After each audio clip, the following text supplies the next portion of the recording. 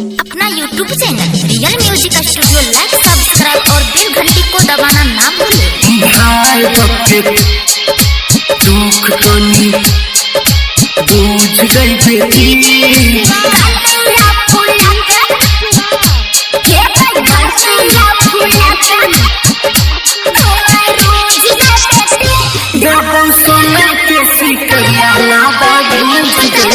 भाई बके दुख कनी बूझ गई बेटी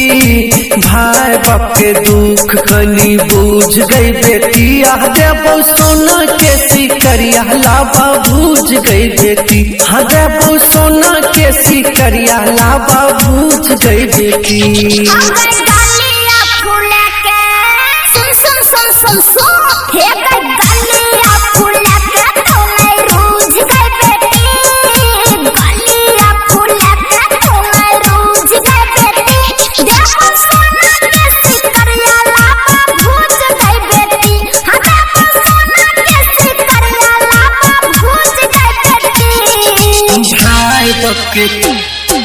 भाई बके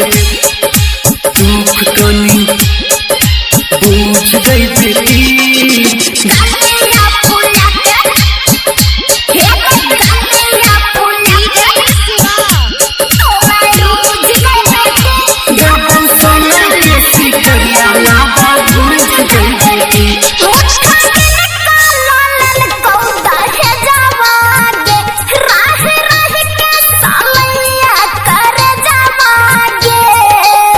बेटी दुख बुझन देखी सब तोरे ताकत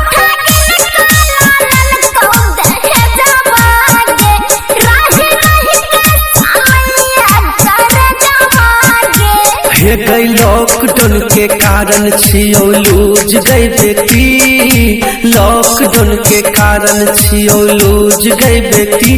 देबो सोना के सिकरिया लाबा बूझ गई बेटी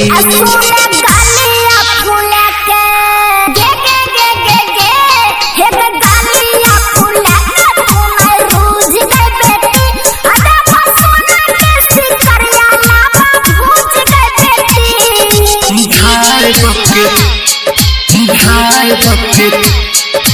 दुख कनी बूझ गई बेटी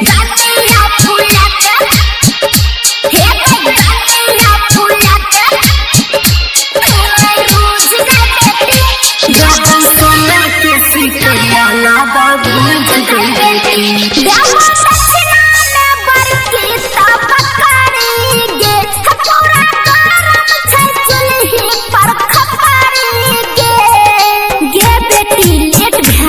जल्दी भूजे